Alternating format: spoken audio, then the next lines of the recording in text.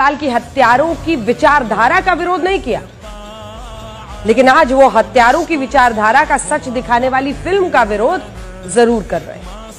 Media वाला वाह, ভালো করে বুঝলেন মুসলমান কানাইয়া লালের হত্যার বিরোধিতা কেউ করে নাই। আমরা সাপোর্ট করি যারা হত্যা করেছে তাদেরকে উপযুক্ত শাস্তি দেওয়া হোক। তার মানে এটা নয় আজকে মুসলমান যে কারণে বিরোধিতা করছে সেটা হচ্ছে ওই সিনেমার মধ্যে উদয়পুর ফাইলের মধ্যে যেখানে আল্লাহর রসুলের গুস্তাখি করা হয়েছে, যেখানে আল্লাহর নবীর ব্যাপারে কথা বলা হয়েছে, উম্মুল মুমিনিন আয়েশার জন্য কথা বলা হয়েছে, সেই ব্যাপারে আজকে মুসলমান বিরোধিতা করছে।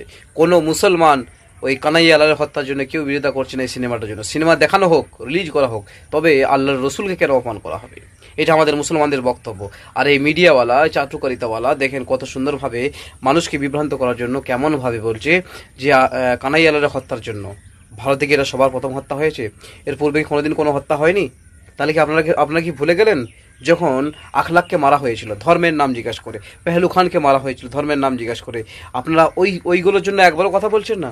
আপনারা একবারও বলছেন না যে হ্যাঁ আখলাকের জন্য একটা সিনেমা তৈরি করা হোক, পেহলু খানের জন্য সিনেমা তৈরি করা হোক, ট্রেনের মধ্যে যে জিআরপিএফ যে হত্যা করেছিল মুসলমানদের নাম জিজ্ঞাসা করে করে সেই ওই ব্যাপারে একটা সিনেমা তৈরি করে, এই ব্যাপারে কথা হয় না। খালি সিনেমা মুসলমান আন্দোলন করছে যাতে সিনেমা ভাইরাল না হয়, সিনেমা যাতে রিলিজ না হয়, সেই কারণে মুসলমান কানাইয়া লালের যারা হত্যা করেছে তাদের উপযুক্ত শাস্তি দেওয়া হোক, প্রতিটা মুসলমান এটাই চাইছে।